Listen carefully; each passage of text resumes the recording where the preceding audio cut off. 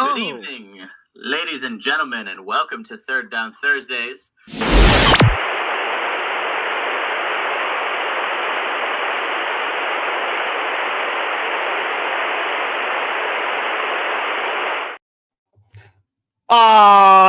See, this is what happens. That's what happens. It's been a week and 2 weeks since I've been on, and that's what happens. Ladies and gentlemen, welcome to another edition of the Friday Night Flagships presented by TDT Sports Media. I am Bruce. Man, we have a show for you guys. I've even transitioned to wine. You know why? Because sophisticated people that are in first place drink wine. Well, it's beer. Well, let's go with that. Beer, sausage, and cheese week here in the Chicagoland and Green Bay area. Looking forward to that. We're going to have a conversation about that. But I got to tell you guys, this is the first time. I think there's only been 7 times in the Chicago Bears. Correct me if I'm wrong. Chicago Bears, Green Bay Packer history between that rivalry that both teams have met with more than 8 wins during the regular season. This is a rivalry that spans over 100 some years, and yet neither team has had over 8 wins during the regular season meeting. It's just I'm at a loss for words for it. But I guarantee, though, it's the Bears that are probably like the worst team of those. Although the Packers were dog shit in the 70s. But I digress. Anyways, it is time to bring on the men that were absolutely phenomenal last week. Guys, I had the opportunity to watch the show a little bit last week. Unfortunately, I couldn't make it because I had work obligations. But let me tell you, these guys held it down. It was fun. It was hilarious. Jack had an amazing pick. Thankfully, he didn't follow through with it. But we're going to bring him on right now. The other first place in their conference, respectively, the New England Patriots. Huge fan, huge knowledgeable person, the Jack Gaffney. Woo! What's going on, folks? Go Tiger. Go Tiger. Oh, we're going to get to that. We're going to get love to those LSU Tigers, baby. Let's go. I gotta love those SEC chicks, huh? God's conference. God's America's conference. Oh my God, I had something that I'm going to say it anyways. Must be those blue eyes and blonde hair. Oh, Kenny, I know Kenny gets that one. That being said, we'll bring on the man, the myth, the legend himself with the beard that never feared. It always fears. Excuse me, Kenny, Coach Kenny. Let's go. What's up, fellas? How's it going? Ohio against the world. Let's what? fucking go. That's great. I love it. Go Tiger. Go Tiger. Dude, so you guys did awesome last week, by the way. I got to say thank you guys so much. Thank you guys so much for filling in for my numbskull headed ass, because I totally had a brain fart with a situation with stuff at work and whatnot. So, gentlemen, I appreciate you both for being able to, at the last second, take over the reins and say, shut up, Bruce, we got this. Well, Jack carried, so props to Jack for sure. Yay. I had nothing to add. I got nothing to add. That's awesome. That's great. I don't know about you guys, but it's that time of year where everybody kind of gets a little bit of a cold and a little bit of a sniffle here and there. Kenny, I'm sure especially you, since you're the one that's around little snot-headed kids fairly often. So how you doing? I'm doing great, but I have a 6-foot rule. I get a personal bubble. They have to stay away from me. So nice. Most of my work is on Google Classroom and stuff like that. So I don't really I don't have to touch shit. That's awesome. I don't have to touch shit. Oh, that's great. Jack, how you feeling? Listen, I'm doing great, man. I saw my team absolutely just completely tried to maim Jackson Dart on Monday night, and that was tremendous. Dude, that hit was amazing. Completely legal. And also, by the way, get out of bounds. We don't want to get. Can we talk about? Can we talk about this? I saw a hilarious tweet. I don't know who sent it out, and frankly, I probably wouldn't give them credit anyway. So fuck yourself. That's no. Not nice. I mean, granted, okay, I'll give them credit for the creativity, but I'm not going to give them credit for on our stuff. But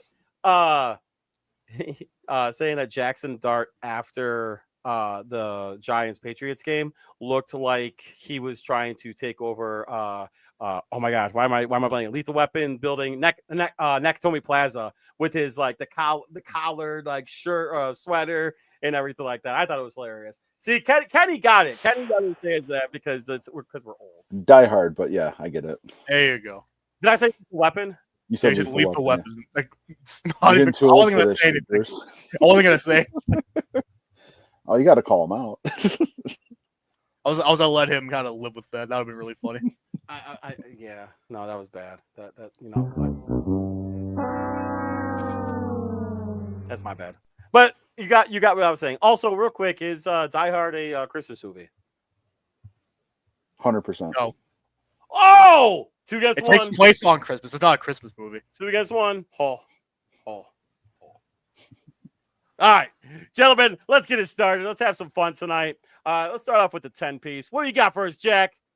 All right, Riley, we're gonna go straight to last night, Thursday night football. I don't think I've ever seen a 70-plus point football game that I enjoyed as less as I did this one. This was just not a fun game for me personally.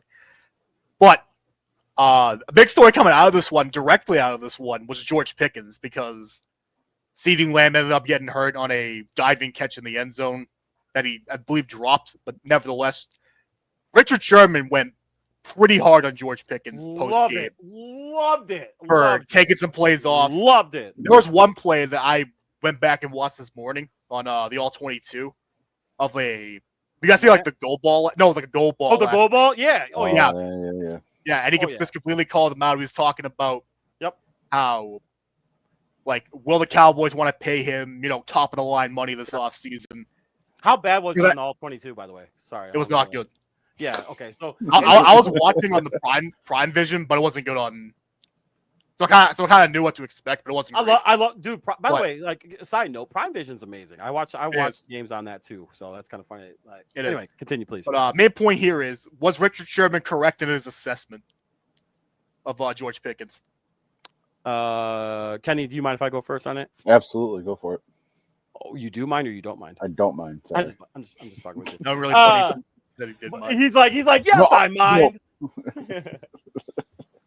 he's like, fuck you and fuck Indiana. No, but okay, so flat out. What Richard Sherman said was 100% accurate. And the fact that George Pickens wanted to double down today, saying that like all this old head that without the Legion of Boom. I'm paraphrasing. I'll say this: if he did not delete that story, I would have thought so much higher of him in this situation. That would have been godly. Unfortunately, he did delete like a coward. Oh, he just left it. Yeah, but if he left, everyone takes screenshots. Everyone takes screenshots. Everyone. Oh, he keeps receipts. No, you need George Pickens. You need George Pickens. What else can he do in life outside being a wide receiver? You need him. So you're all. You need I'm talking about. I don't give a shit about that. I'm talking about. Hey, if I'm the Cowboys are going to definitely resign him because like Jerry 100%. Jones is totally fucking like in love with guys that cause drama because more attention on the Cowboys is more better to him. Ticket sales. Exactly. But I love what to go back to the original point though. Richard Sherman did an amazing job of assessing it because I'm sorry, dude, you could have like gotten that ball. And with that said. His rebuttal to Richard Sherman is absolute stuff of clowns because not only has this guy never made, not only has this guy not made any kind of AP like all pro teams or anything like that. This guy hasn't done jack diddly fucking squat. Whereas Richard Sherman elegantly said, not only by this time in his career, I think he said he had a Super Bowl ring and 2 all-pro seasons. This dude needs to shut the fuck up, play ball, focus on that, and stop being a prima donna. And truth be told, I'm sorry. Like when you watch body language, you know how everyone was like giving crap about Caleb Williams last year and his body language, body language, that. Watching that game, and then when the camera went to him on the bench, totally disengaged. Like, I don't know why Cowboys fans even put up with it, frankly. Like, I would, like, and granted, like, I don't follow Cowboys Twitter, and, like, I give them a lot of shit myself, but I would love to hear from a Cowboys fan what their actual opinion is of that guy. Well, I'm going to say that. So. I'm gonna say that like up until this point, I feel like he was on good behavior. I But, like agree. this, I agree with especially that. given the situation, this was basically your season. Number one, number two, I agree with that. CeeDee Lamb ended up getting hurt, and then you go out and you were just kind of a And you do non-factor that. in the entire game. Did you Ryan see that Flournoy should slant? not be your best receiver in what's essentially a winner go home game. I'm sorry, like that was bad. And that slant pass, like that Dak threw to him. Did you see how lazy he was with it? He like Gatorade it big time. He didn't want to go through the middle. That's the Exactly. problem. Exactly. Yeah, I think that's my favorite part about Richard Sherman is that he's always been out front, willing to say the hard things, willing to say the not controversial things, but the things that like really get you to think about the type of player that other people are. And he called Pickens out for it, and I think that's precise. I think it was exactly what needed to be said. And I don't fault Sherman at all. And if anything, Pickens with his rebuttal, he should have kept it. Should have kept it out there. If you're going to be man enough to say something, stand by it. Love it, Kenny. Let's go. Love it. All right. Number 2 question kind of segues off of that. Would you give him hypothetically a $30+ million deal this offseason if you were the Cowboys specifically? If I was the owner giving out the money? Well, I mean, the owner's the GM in this case. Or the GM, excuse me. Well, the owner is the GM. True, he is. No. From a talent standpoint. Right. Well, I'm thinking Cowboys culture. I'm thinking Cowboys organizational structure as a whole. So if I'm the current Cowboys organization, yes, I'm giving Pickens that 30+ deal. However, if it's me running the team, no, not in a million years. But the way I also so I'm going to lean into this a little bit.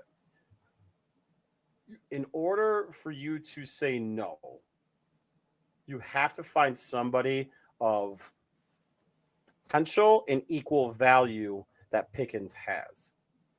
That being said, the combination of CeeDee Lamb, and I believe he's signed through the next 3 years. I think it's 3 years. I think it's a 4-year. It's really a 3-year deal, but it's like a 4-year deal for like $33 million a year, something like that. I didn't know the numbers. They'll restructure into. Yeah, like all the guarantee money pretty much runs through like the 3rd year. Right. So, saying that, you have a potential freaking badass situation right there, having CeeDee Lamb and George Pickens, but that's a lot of money invested into a lot of drama. You have to be so. My original point was finding a high-end potential replacement, i.e., the draft, or through free agency. And I don't remember who's coming out. I think Mike Evans is the best receiver this next year coming out in free agency, and he's old as balls. So, is the juice worth the squeeze? And I'm going to say no. I think given it's the Cowboys and the fact that they just no. It's no. It's your team. No. It's your team. It's Jack's team. It's Jack. No. I said if you were the Cowboys, were the Cowboys, would you do it? Fair. And the answer is yes. If I was the Cowboys, I'd do it. Yeah, but if you're the owner of that team / GM of that team, are you doing it? Of Dallas, yes. Because that look at the seasons that Dax had this year. Up until week 7 or 8, he was legitimately an MVP discussion. No, and that fell off because I don't disagree with that. But don't you think that you could find somebody of equal value in not equal, but no, I don't think so. It'd be tough. And there's some decent receivers in this draft class. The big receiver class is still 2+ years out. So I would say, even if it's a bridge dude on Ohio State, Kenny. Yeah, him and then Ryan Williams from Alabama. The guys are 2 years out. So I would say even if it's a bridge deal, I'd absolutely do it. You do have Carnell Tate coming out of Ohio State this year. And Jordan Tyson out of Arizona and Tyson. Yep. I don't think that either of them fall to where the Cowboys are going to be picking in the first round, though. That's the problem. Yeah, but I think you're kind of forced into the situation where you have to re-up on Pickens, and that means you probably have to pay him. How much are you investing in your skill positions, though? You have to look at it from that perspective too. Because I'm sorry, wide receiver to me is not the most important on an NFL football team. No, it's quickly becoming kind of like how the running back bubble was back in the early 2000s. You can get them. You can get a ton. You get a ton at a cheaper price. Hey, he ran for 250 yards last week against the Eagles, baby. Let's go.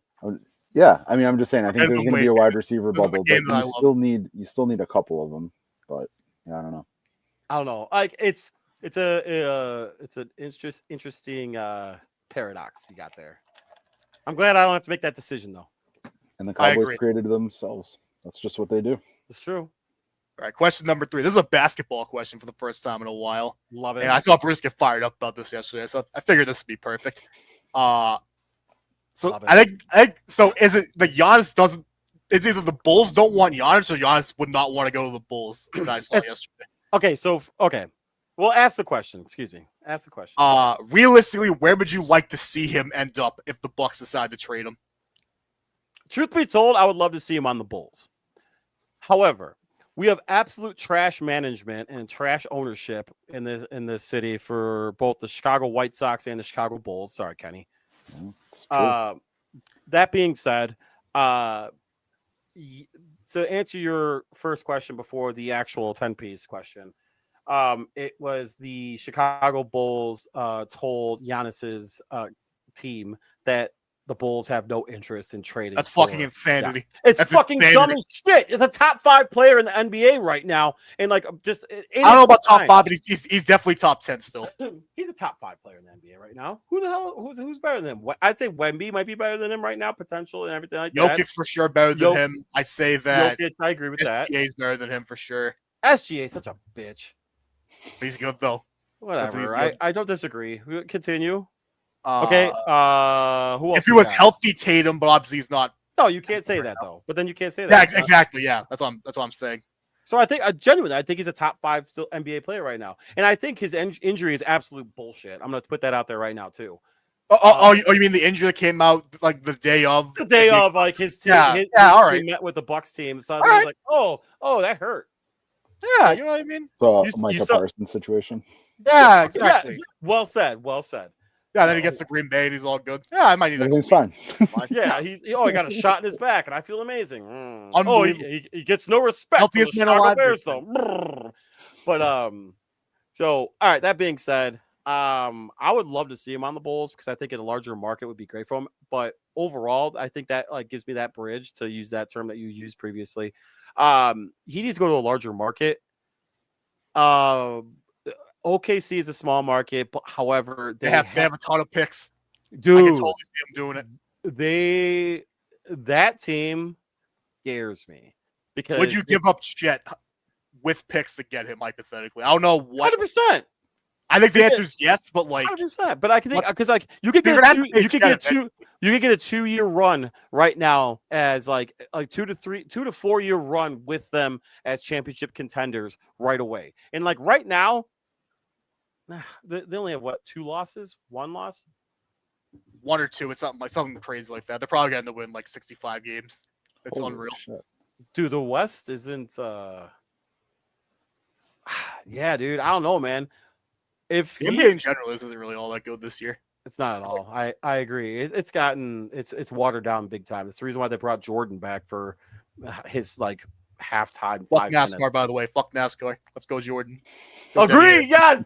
Did you see his attorneys like walk in this morning or whatever? That was hilarious. Yes. No, I missed it. Kind of goes to show you how little NASCAR matters in the American scene. No one even in the American lexicon, and no one's talking about them being sued by 3 teams.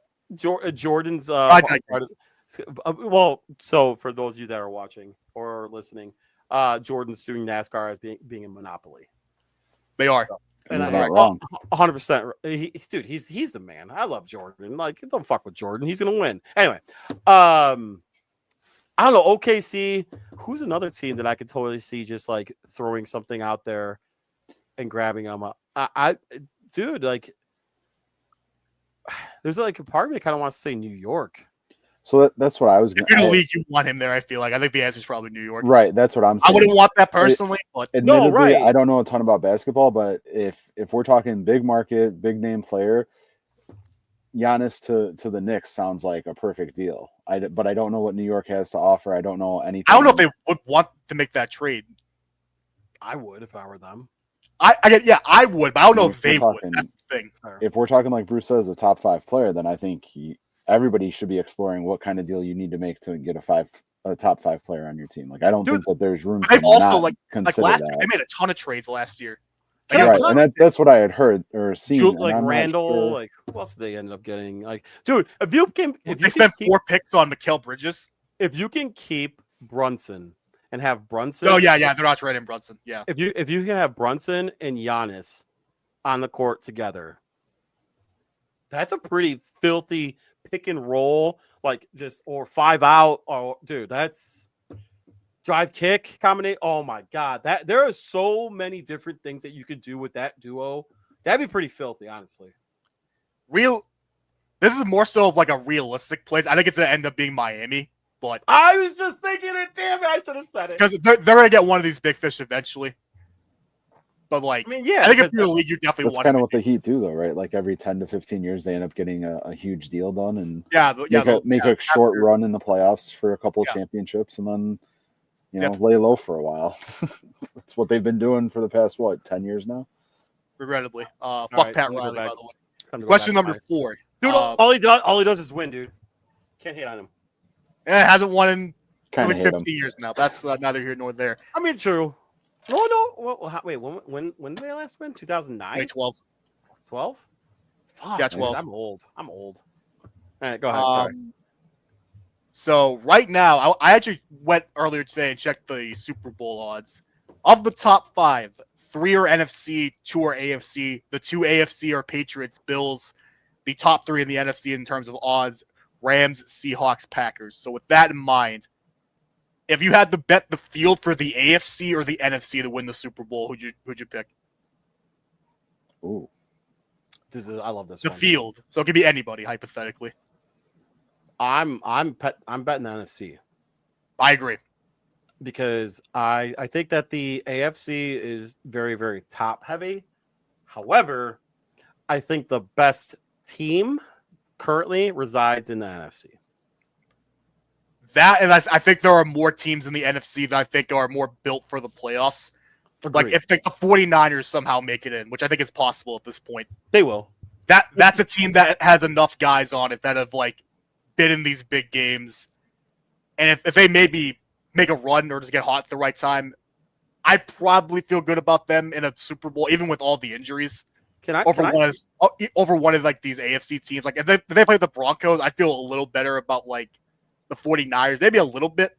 Not a ton, obviously, because their defense is really good. But again, can I say something controversial? Experience in these playoff games 100% matters. And I think the NFC has more of those teams than the AFC will. I'm going to say something controversial right now. Speaking of NFC teams currently that are doing well. Hold on. No. I'm going to say it controversial. There are 2 teams right now that have like really good winning records in the NFC, and that I personally think are kind of fraudulent. One of them, Chicago Bears. The other one, the Seattle Seahawks. So that's why I was kind of on the fence about it. I mean, you guys eventually talked me into going NFC if we're betting the field, but we're looking at some of these NFC teams that are at the top. I'm not trusting them completely, right? So I'm trusting the Rams in the Super Bowl. You probably should trust the 49ers in the Super Bowl. But then when you look at the pedigree of these other AFC teams, when you're looking at the Patriots, you're looking at the Bills, who should be, all things considered, should be a favorite to win the Super Bowl. Shit defense. But it's a shit defense, I admit. Bad defense. It's almost a 50-50 guess at this point. For so long. Yeah. So I sided with you guys. Eventually I'll go NFC on this. But if you get anybody but the Rams and maybe the 49ers, it's a tough call. The AFC could easily still be the dominant conference. Because like you could poke holes in the Packers game right now. I'm sorry. Like Easily. Agreed. I think that you get like, okay, I guess what they call it, the Toyota. Toyota-thon Jordan Love, greatest quarterback you've ever seen. Right, or you get freaking like Make-A-Wish Jordan Love. Like what? Sorry. That's terrible. That's crazy. That's terrible. I'm sorry. That's crazy. That's the controversial comment. Right, That was fair. fine. Get him out of here. Get him Fair, fair. Or Get him like, out. 5 minute or, timeout. Get him out. or you get all right. So then, and then like with the Seahawks, even like the Vikings were able to do pretty well against them defensively, but you just had a quarterback that couldn't freaking throw a pass. Like you found a quarterback that's worse than JJ McCarthy. How the fuck That's did rough. you manage to do that? I lost faith in humanity during that 425 window last week, but that's neither here nor there at this point. Fair, but no, It was a tough schedule last week. Horrible. Sure. but you know what? This week's not a whole lot better. I'm gonna stick with the NFC, and I'm going to stick with amazing homeowners insurance. Erie Insurance says here's to the grown-ups who move, mortgage, mow, and still bust a move. But does your home insurance still fit? Erie helps you protect the home you've grown into, all at fair prices that are often less than the other guys. So how do you find the right coverage? Magic. Nope. Local independent agents who get to know you like this. Your local Erie agent is Building Block Insurance Group. Get a quote today at 704-464-4544. Erie Insurance. And when you call Jeff Wertetny at 704-464-4544, let him know that TDT Sports Media sent you, and also let him know that Packers suck. All right, ladies and gentlemen, we're going to keep going with the 10-piece now. I think we're on what? Question number 4 or 5? Number 5, which is, who would be your Opoi favorite right now? Not MVP, but Offensive Player of the Year. I love this question. There were some rough games for some favorites this last week. I absolutely love this question. So This is a tough one. I am going to hold on. I am going to cheat a little bit. Hold on. Okay, so I got one. All right, go ahead. Well, it's pretty obvious who I would pick, right? I mean, you got to go Jackson Smith and Jigba at this point. Oh dear God. I would say it's Jackson Smith and Jigba, but I am warming up to the idea that it might be Jahmyr Gibbs if the end of the year ends the way it's going to. Okay, if it keeps going the way it's going, sure. But if we're talking, and up until extremely recently, JSN Like literally has this been week, we had like 0. dominating it. Yeah, no, JSN I has agree. been dominating the field lately. So if we're Yeah, it talking was him and offensive player of the year, being an Ohio State guy, I'm going JSN right now. I think that's an easy lock for me. I know, and you guys can argue over everything else, but JSN, he's been snapping. No, he has. I agree with that. And if you look at the stats that he's putting up right now, like least amount of throws to him or whatever, with like the average that he has, the amount of yards that he has. Yeah, you like per reception. Yeah, it's insane. Shit. he's doing a lot with a little for sure. Like, All right, all right. I'll be out. Okay, so damn, you guys both like totally changed my mind. I'm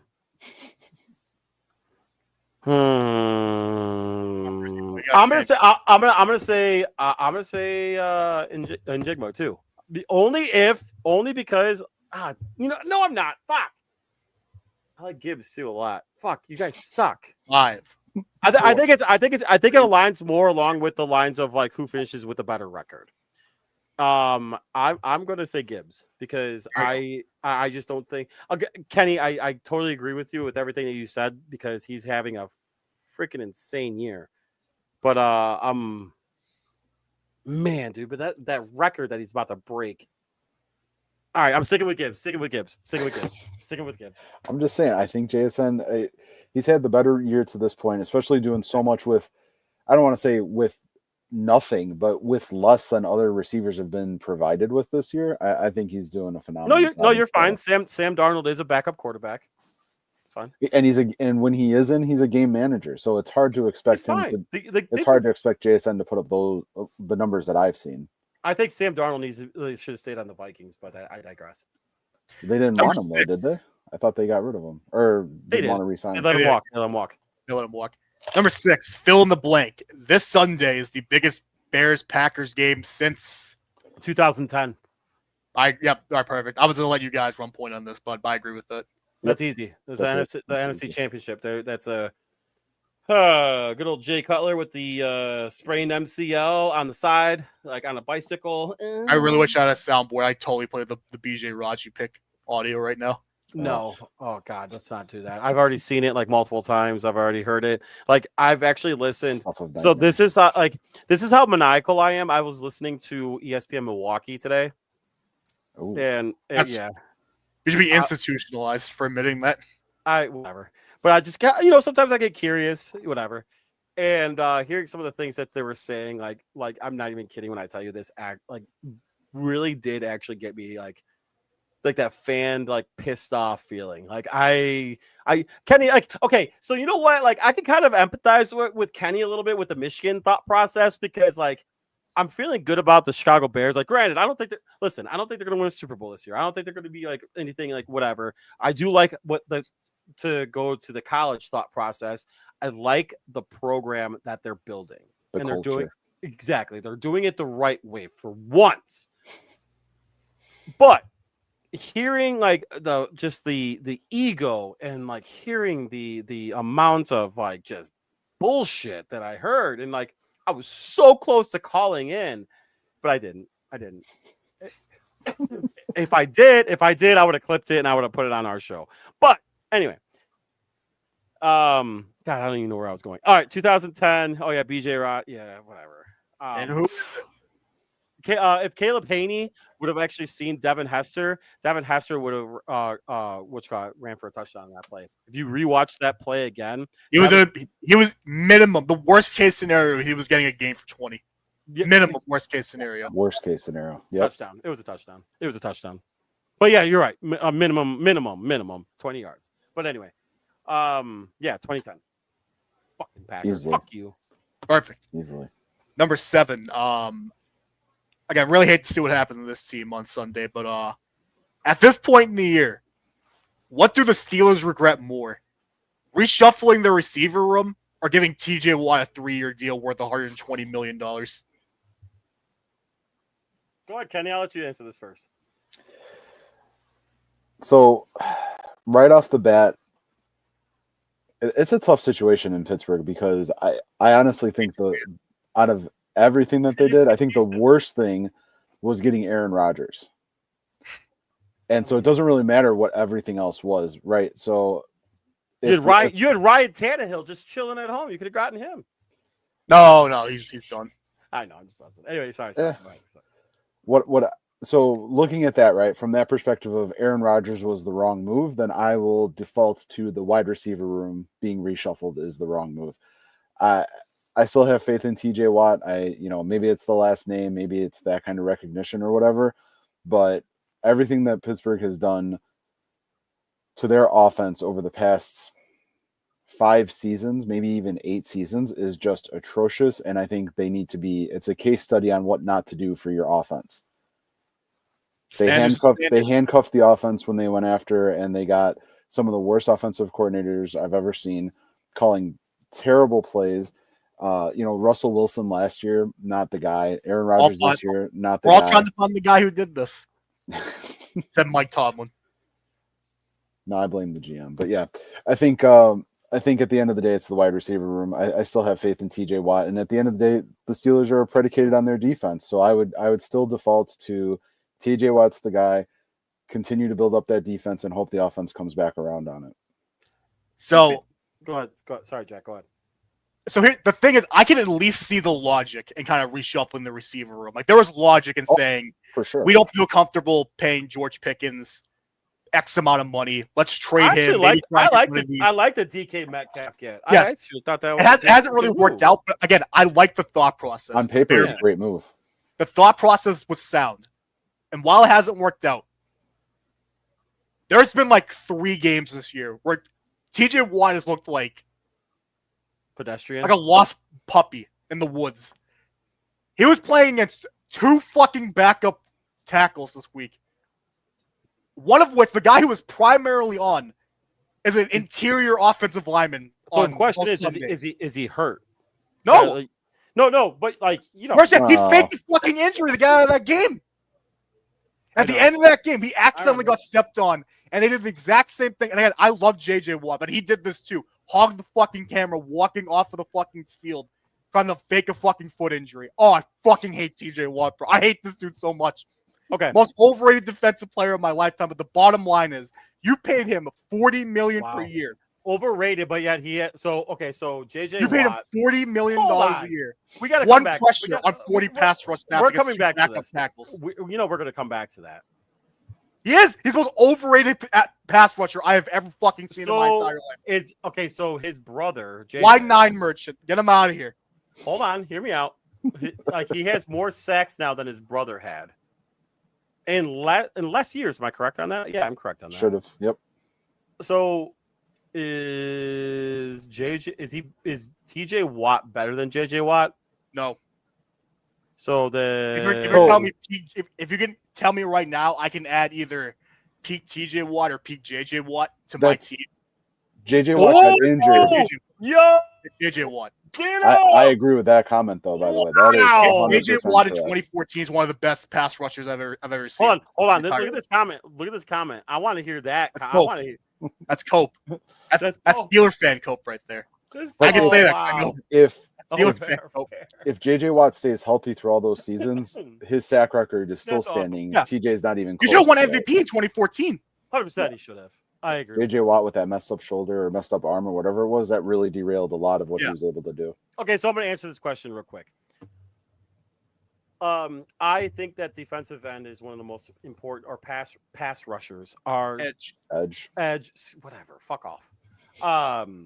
Okay, let's go. You know what? I'm going to go old school with it. I think defensive end is the one of the most important positions in the NFL. So I'm going to actually say that I'm not mad about them doing that. Like, I am this is so hard. Like, I am so on the fence with this question. So, like, earlier when you texted us this question, by the way, Jack, and I reviewed it, I was like thinking to myself, I was really, really trying not to be like this. Like, either way, like, I'm not mad about it. I think the worst move they made this year was Aaron Rodgers. Right. And that's why I defaulted to the disagree, receiver room, because it's off. Again, there was also at least some level of logic in there to just bring in a veteran guy as a bridge. Woo! A little spicy going on in the chat right now at you, Jack. Listen, the Nile isn't just a river in Africa, my friends. Oh, wow. That's great. Wow. It isn't. I like it. I gotta All right, what we got next? I gotta turn my phone on because it's off because I was ranting for so long.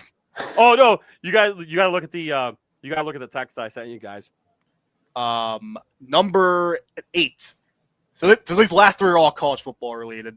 Yep. And I would lean on Kenny for this one. What would be the most ideal yearly calendar to prevent some of these coaching situations? Yeah. That we, I've already thought about this. Go ahead, Kenny. Ideally, what would be the ideal calendar? So I think it gets very tricky. Especially with your looking at college girls for so if we're talking about, for me, the ideal window includes the transfer portal too. So I think transfer portal goes down to 1 time a season. I think that should be in May at the end of the year semester. Right now it's open at least 2 times, and it is at the end of each semester. So now you've got teams getting ready for potential bowl matchups, some even potential playoff matchups where you're having players enter the portal out of seemingly nowhere. I think when you get down to having the discussion about coaches, I think you need to shut down the player can leave if the coach gets fired mid-season. I think you need to shut down the fact that teams can go after coaches that are in the middle of a playoff run themselves. Like the Ohio State just lost Brian Hartline, which was their pipeline to wide receivers everywhere. We almost lost the number 1 receiver in the country in this in this recruiting class. So Boo-hoo. I think you need to shift everything to, if we're talking about coaches leaving, it's after the playoffs. Like, you can fire a coach mid-season, fine. You hire your interim coach, you can do your interviews, but you cannot make any sort of announcements until after January. Transfer portal moves to May only. I'd say that lull between the spring semester ending and summer workouts beginning. So it's probably a 3-week window in May. And then you have to move the conference championships too. I think you have to move them back a little bit. So do maybe about a 2-week bye. Yeah, I would say. So I would say right now. So this week is conference championship week. Next week you have Army Navy, and then you have the playoffs basically starting. Bowls and playoffs starting after that. Right. So I I would probably ask Army Navy to move into that in between period after your rivalry week, after hate week. Put Army Navy this week, then you have your conference championships, and then playoffs start the next week after that. I agree with that. I also think, but so can I ask you a question? Kind of sorry. Sure. So you said okay. So and forgive me if I'm because like this again, this is like your kind of area where you're a little bit way better than like my knowledge on. You said that there are 2 areas of transfer portals, correct? Like 2 time frames. There's definitely 2 windows where the portal opens. Do we know? Do we know off the top of our heads? Like, so it's typically at the end of the semesters. So you have the end of the so it's like semesters for school. Okay, right. And they do that because you're a full-time student, right? Correct. A student athlete, even though we all know what's really going on. You have a student athlete, so you give them the opportunity to finish the semester before they start moving on. So I would eliminate that first one. I agree with that. Give you 2 windows, beginning of summer and end of summer, right? So let's say you get to that, you made it to the end of summer camp and you're not, Ohio State has a black stripe thing, right? Where you have to earn your way onto the team. Let's say you don't get your red stripe. So maybe at that point, then you can reopen the portal, see if you can go to Vanderbilt and get some playing time. So you have 2 windows, but so I would extend the window after the playoffs then. I wouldn't even because I know you said but then that interferes with the student aspect of it. That's the only problem. No, we all know that's such full of shit. The NCAA is just trying to make money. No, who cares? Like, I'm taking that out of the fucking equation because honestly, it's all a money making game. The NCAA is full of shit, so go fuck themselves. Yeah, they just need to be honest with the situation for sure. Right. So honest, they've never been honest. The AP poll and all that bullshit, it's all bullshit.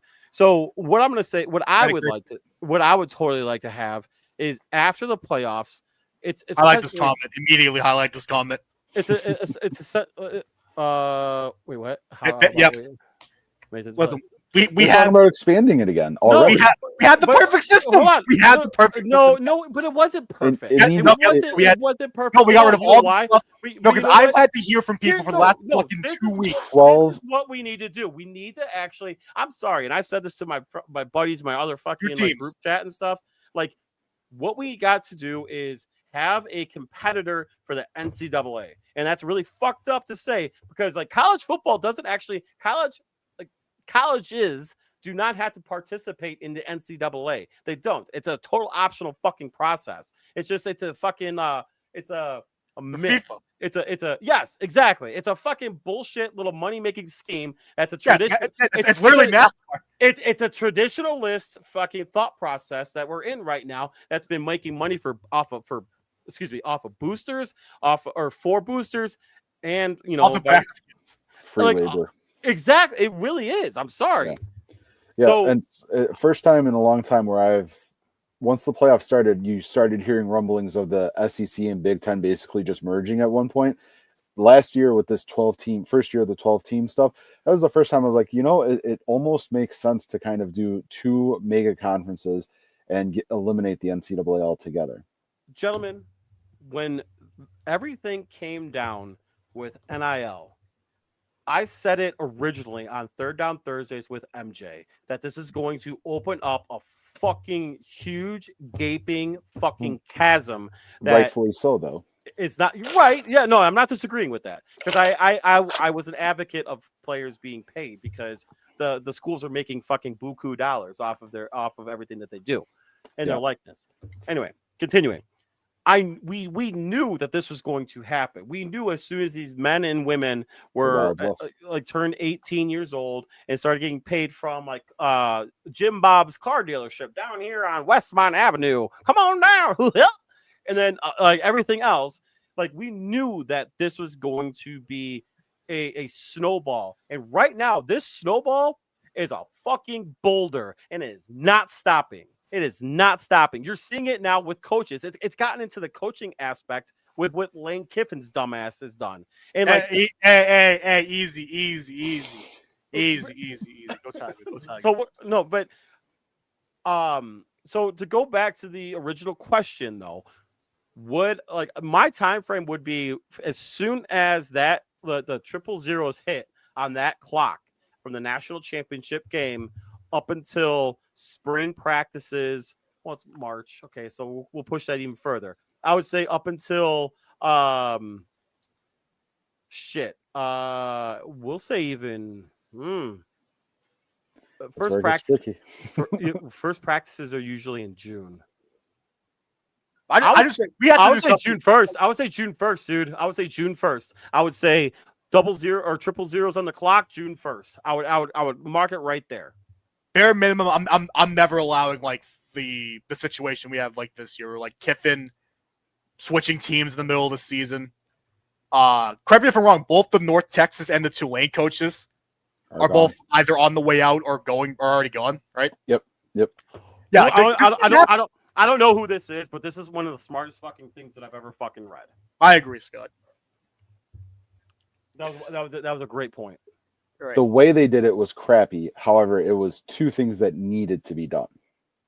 No, I agree. Like, okay, like I'm not mad about Especially it. the NIL. The portal made it very, very challenging for everybody except the top tier schools. I don't want to put this out there saying that like even with coaches, coaches should be able to fucking move. If they find a spot, if I'm a badass fucking being amazing at Colorado, I should be able, and I do well there, and I'm recruiting my ass off. I'm doing great things and blah, blah, blah. And if I'm being upfront and transparent with my players and with the AD and stuff like that, I should be like, hey, listen, like, okay, the Alabama job is going to open up after they lose. I'm going to go there. Like that should be fine. They shouldn't be locked in and fucked over. No, I agree. No. But the concept of it opening up the portal is ridiculous. Right. Yeah. But the problem is like Lane Kiffin leaving a school where they or James Franklin. Not realistically, but conceivably could have won. But I think this is a situation. But again, this is a situation where like we are venturing into professional sports. Like we're venturing into professional aspects that we need to actually restrain the fucking the time frames on things. So there's no negotiations between this. There's no union because, like, God forbid, even Northwestern tried to have a fucking union, and the NCAA, knocked it down. So could you imagine a players' union at Clemson with Davos? No. Oh my god, that'd be the funniest thing ever. I need that. But hear me out though. So I think right now we're in a very dangerous territory because you're seeing coaches leave whenever they want to, despite the fact that they've been fucking like developing a top 12, we'll say top 12 like team because like, you know, national championship runs. And it's just it's at a point now where it's like you're shit or go home. Get off the pot or go home. And fuck, dude. I really think that they're going to have to really, really restrict. Oh my god! Not just the players. I think they're going to have to restrict the coaches in that time frame that they could leave. So I just saw the spookiest thing ever in the chat. Penn State fires James Franklin, and immediately once he gets hired at Virginia Tech, James Franklin, the transfer portals are opening. He's taking everything he can out of Penn State. He's taking every recruit that he can out of Penn State, and it's a dangerous game to play because now Penn State's one of the worst teams in the country. Well, I'm glad you brought up Penn State. They officially hired Matt Campbell earlier. That's a great transition right there, boys. Incredible transition. Question number 9 is how effective will Matt Campbell be in year 1 at Penn State, given the fact that they have been boat racing the recruiting game? He's a holdover. He's going to be a gap filler because he's not going to last long. He's not going to be able to recruit. The people have lost faith in Penn State. They've lost faith in the idea of that team as a program. I forget where I commented it, but I think Penn State firing James Franklin is probably worse than Penn State firing Paterno. I think it's going to have the ripple effect that it's going to have across all of Pennsylvania is tremendous. And they just set their own program back about 15 years. And they were already struggling to compete with the upper echelon of the Big Ten. He's honest to God, I think Kenny's exactly 100% correct on this. And truth be told, I don't know 100% about his background. However, I do know enough. He might have been like the 25th option for Penn State. And I can't take you seriously as like a A-class college football program if your head coach opening takes 50 fucking days. That's outrageous to me. Exactly. I think this is a good hire. That's why I'm saying that's outrageous. They're like 32nd, 50th option. or whatever. They're like, we found our guy. Especially some when good, you have an interim coach. Those. You have an interim coach that the players want, the recruits want, and then they completely demolish that idea. Yes, they do. And then they also do bed shaking. I'm pretty sure there's 2 more actually. There, Bruce. Bed shake! Ah, you like that?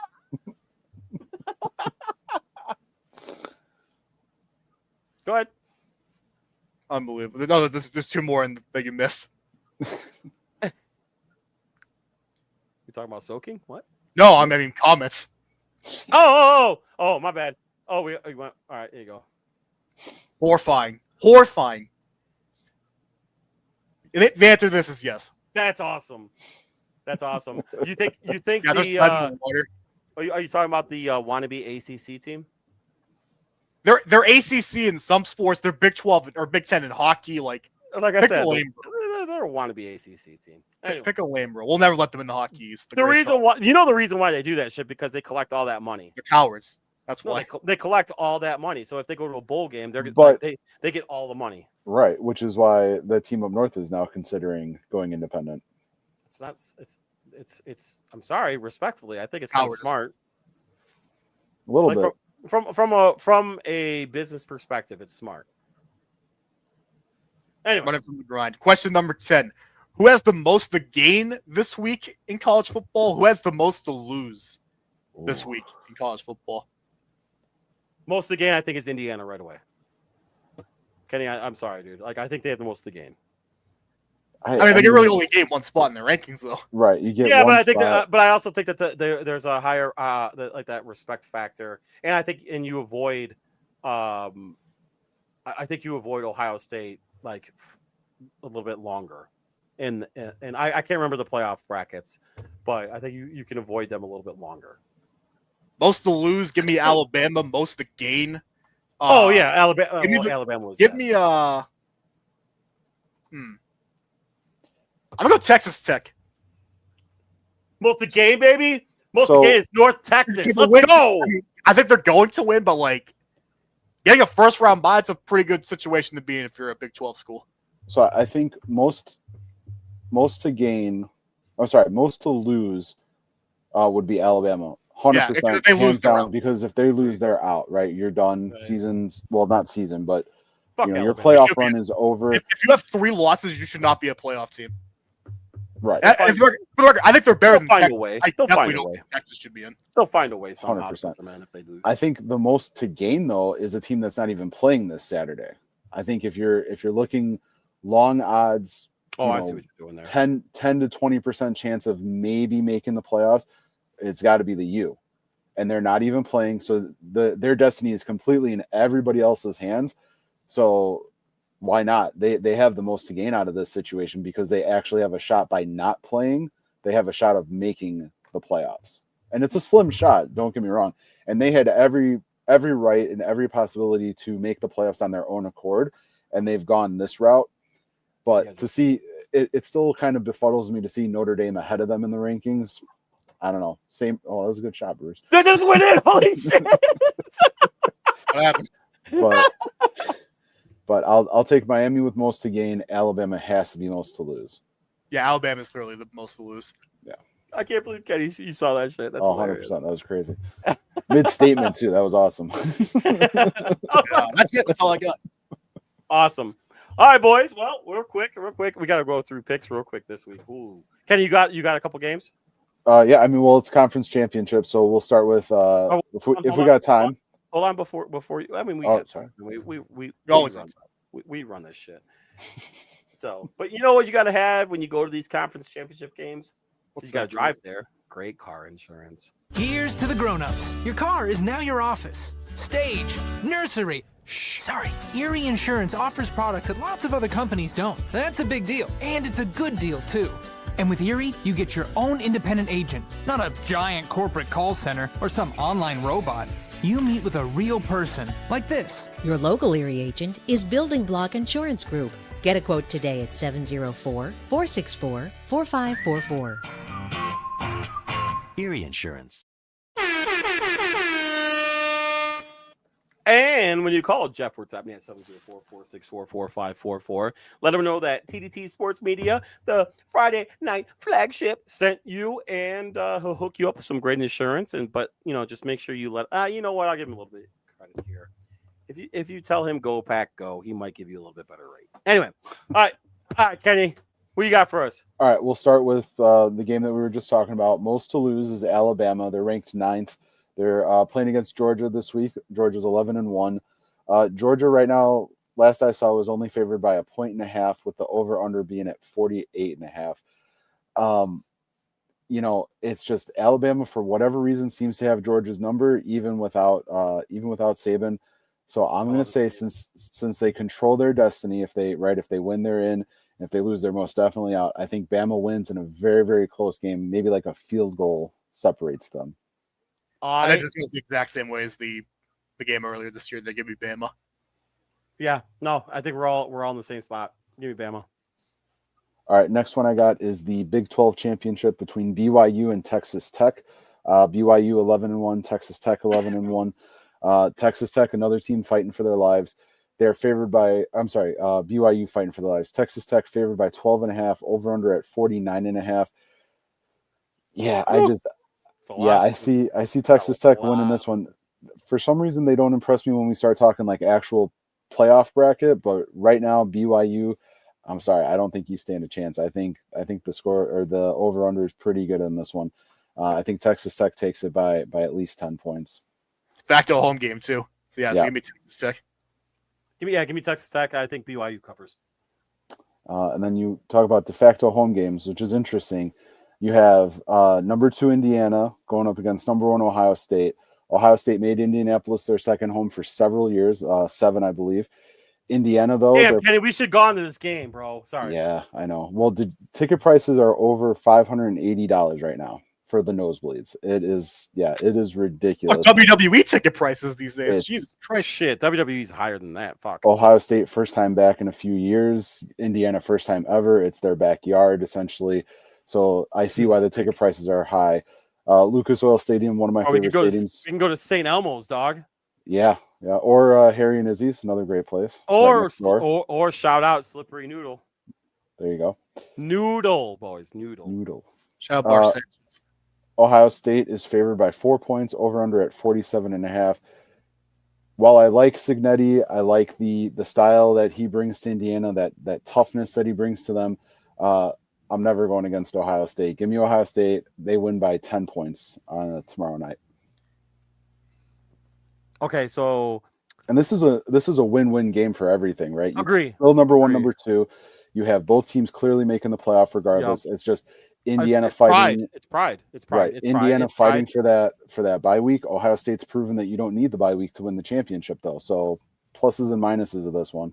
And Kenny, am I correct on this? This is the only the second team Ohio State's played this year that's ranked.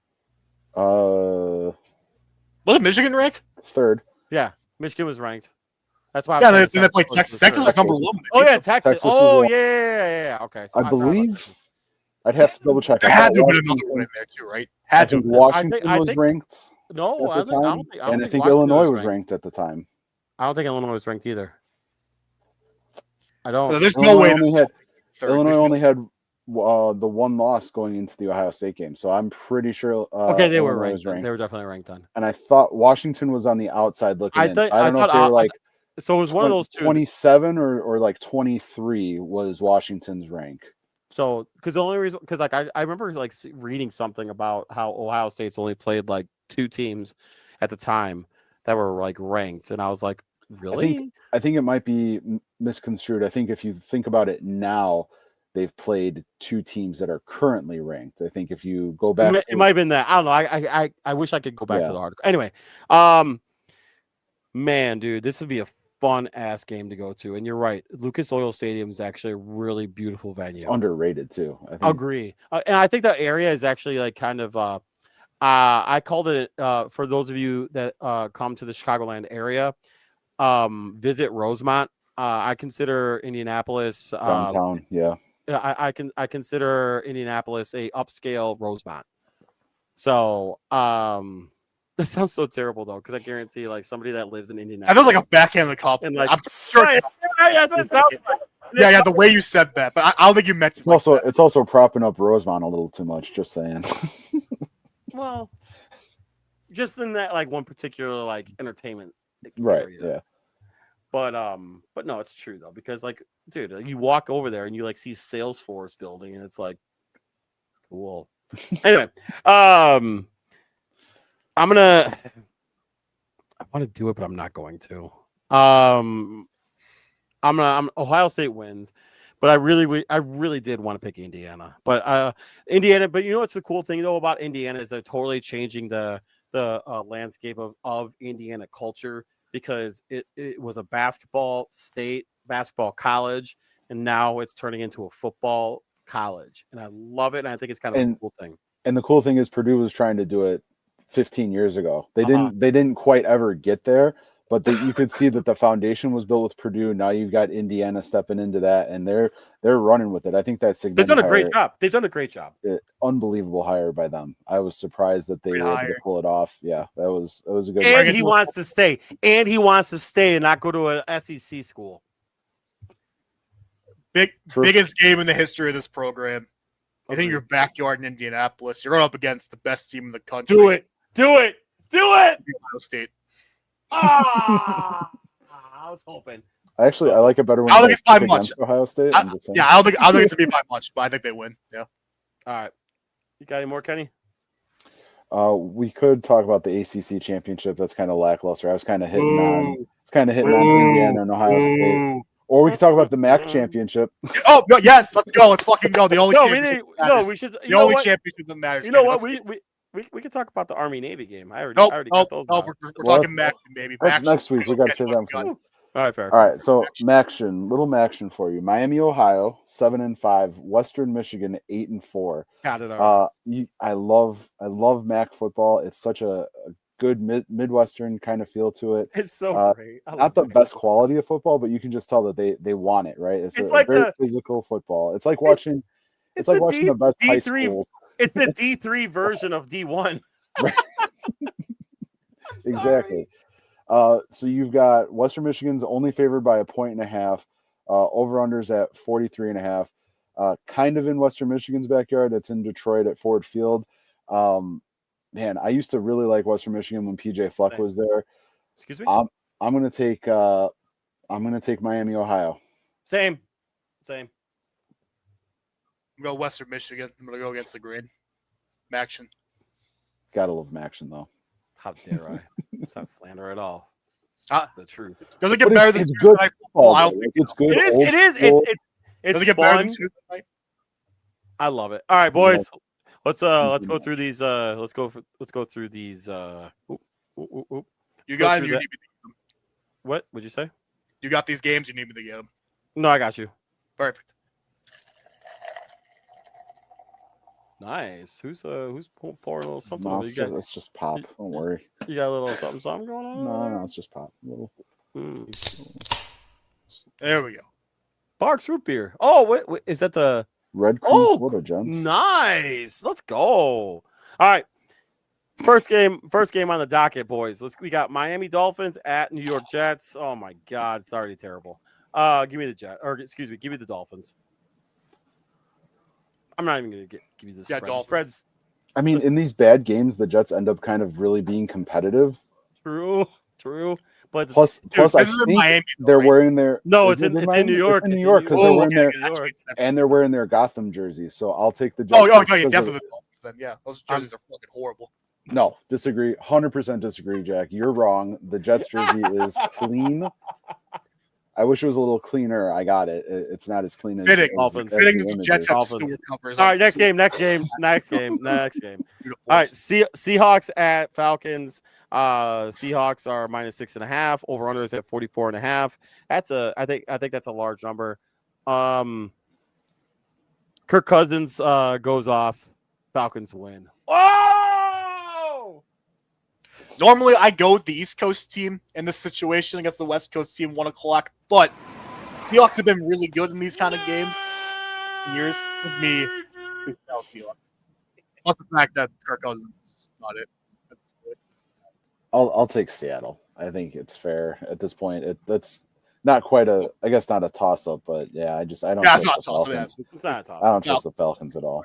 So, I don't either. I just don't like to see have it. fun giving a top 5 pick to the Rams. New Orleans Saints at Tampa Bay Buccaneers. Buccaneers are favored by 8.5.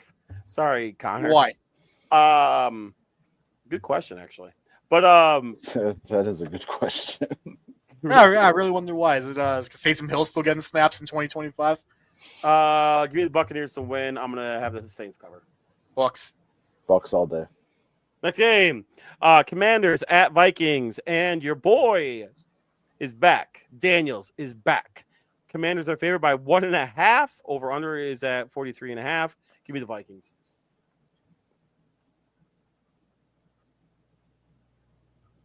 Is it? Where is it? Minnesota or is it Washington? Minnesota. Begrudgingly, I'll take the Vikings. We fight for all DC. Who are we? The Commanders, baby. Redskins. Let's hand up. Oh, Let's go. sorry. Let's fucking go. Next game. Excuse me. Colts at Jacksonville Jaguars. The Colts are favored by 1.5. This is a big game. Boys, is he a fraud? I got the Jaguars winning this game. Is who a fraud? Trevor Boy. Lawrence. Trevor Lawrence. Oh, 100%. I'm kind of worried about the whole Daniel Jones leg falling off the bone thing. I mean, he's also Which is exactly why I'm picking the Colts in this one.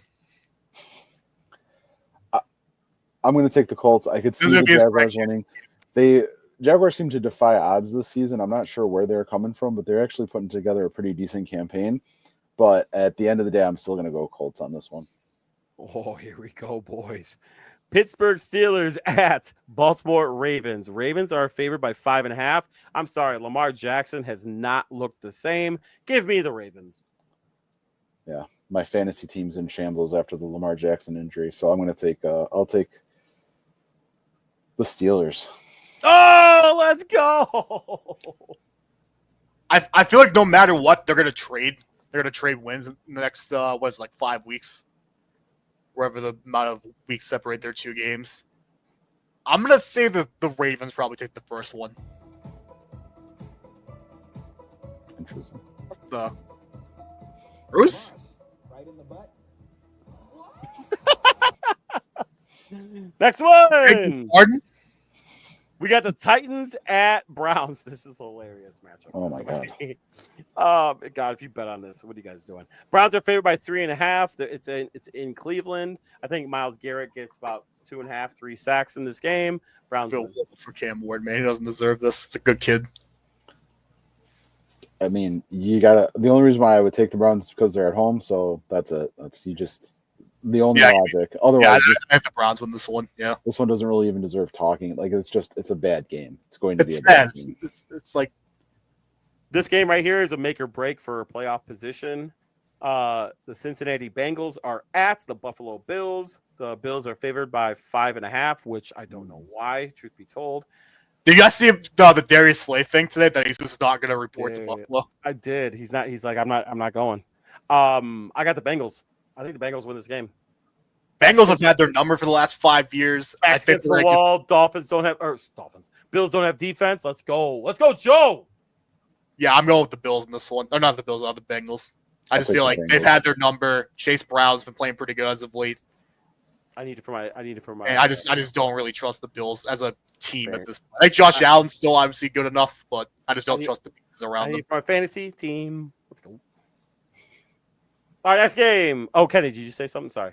No, Bengals all day. Joe Cool. I'll take them. All right, we got the Denver Broncos at the Las Vegas Raiders. Hate that team. Broncos win by 7,000. See, I would say that, but they also just played 4 weeks ago, and it was the worst football game we've ever seen, ending 10-7. So I'm going to go with the Broncos. If I see this game on Red Zone once, I'm just closing my laptop and just going out. I'm just going outside. I'll take the Broncos. It's a de facto home game for them too, because it's always always away game for the Raiders. Broncos all day. Next game could be the best rivalry in sports. Oh, Chicago Bears at Green Bay Packers. The Green Bay Packers are favored by 6.5. In some spots, you can get it at 7. I have the Chicago Bears covering. I have the Green Bay Packers winning. Yeah, I think it's another situation, just like Jack said, you're going to be trading wins over the next couple of weeks. I think the home team is favored, so I would take the Bears when they're at home. I'll take the Packers if they're at home. So correct me if I'm wrong. It's Kyler Gordon who's out this week, correct? No, he's not playing. Tyree Stevenson. No, he's playing. Kyler Gordon's in. Okay, so it's Tyree Stevenson. I saw was going to be injured. Yeah, but I'm gonna go with the Packers. I don't love it. I think Roma Dunze hurts them. Yeah. Dunze's out. Dunze's out. Yeah, that's gonna hurt. That hurts way more, to be honest. Yeah, I just don't think he's really Kale's really on a great rhythm or rapport with DJ Moore, or enough to where it probably should. It's been better the last 2 games. I'm gonna go with the Packers. I think the Bears probably win when they get back to Chicago. Fair. All right, next game. We got the Rams at Cardinals. The Rams are favored by 8.5. Rams. Yeah, Rams. There's 9 key guys in the Cardinals offense that are not playing this week. McBride's out. The dude who fumbled, buddy who fumbled in that Titans game is out. I like this next game. Multiple offensive linemen out. Excuse me. I like this game. Houston Texans at Kansas City Chiefs. Chiefs are favored by 3.5. They're favorites still? Yeah, by 3.5, dude. Have you seen the amount of guys in their offensive line who are out already? I'm Texans. Going Texans. I'll take the Texans. They were down 4 starters in their offensive line. Yeah, Texans. Texans by double digits. It's over. Over. Last game, gentlemen. The Philadelphia Eagles at the L.A. Chargers. Important note, there's a simulcast. There's a Monsters Inc. simulcast on the ESPN2 gimmick this Monday. We will be there. We will absolutely be there. I promise. I mean, I'll watch it, but not that part. Not that part. No, we're going to be there for the entire way. Oh, 100%. Let's go, man. Justin Herbert's kind of looked like shit, but the Eagles are their backs are broken right now. This is kind of a tough. Oh, Jalen Carter for them, by the way. True. Oh, yeah, he hurt his shoulder, didn't he? Both of his shoulders somehow. Yeah, because Darnell Wright owned him the whole fucking time. Let's go. I'm gonna go Chargers. It's in LA, correct? Correct. Yeah, I'll go with the Chargers. I love it, but I don't really like picking either team in this situation. So I think when you look at it on paper, right, you've got the Chargers. They should win, right? They're at home. Right now they're playing a little bit better than the Eagles. The Eagles look like a completely broken team. But I think this is that game where the Eagles turn it around, right? They still have enough talent. They still have enough ability. This would be the I don't want to say marquee, but close to a marquee matchup that gets you back on the right track. You lost to the Bears. Now you've got to figure out how to right the ship. This could be that moment. You go on the road. Lose. They got their fucking. Well, yes, they got their shit rocked. They got their ding-dings kicked in. Well, of course. But this is the opportunity for Philadelphia to turn it around. So either Philadelphia turns it around in a close matchup and comes away with the win and starts getting on that road back to success, or this is it for them. This is the end of the season right here. So I'll take the Eagles, but we'll see. He said it. He said it. He gave you the information. And guess what? You better take it. Yeah.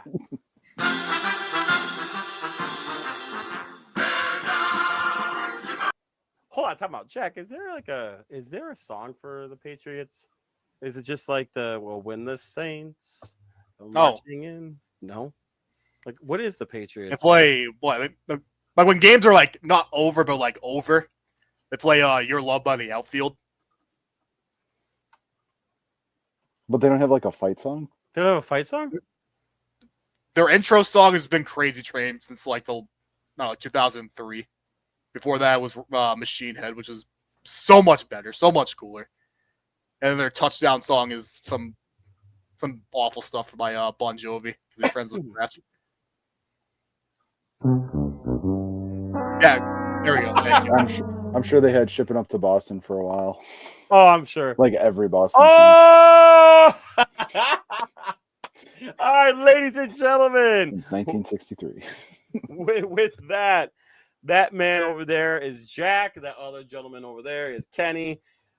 Thank you guys so much. I am Bruce. I appreciate you guys listening, watching, doing whatever you can to tune in to what our shenanigans are. With that being said, please join us next week for another edition of Friday Night Flagship presented by TDT Sports Media, aka presented again by Erie Insurance. Oh, awesome. Come on, Bruce. There you go. It's not playing. I'm clicking it. Oh! Click. There we go.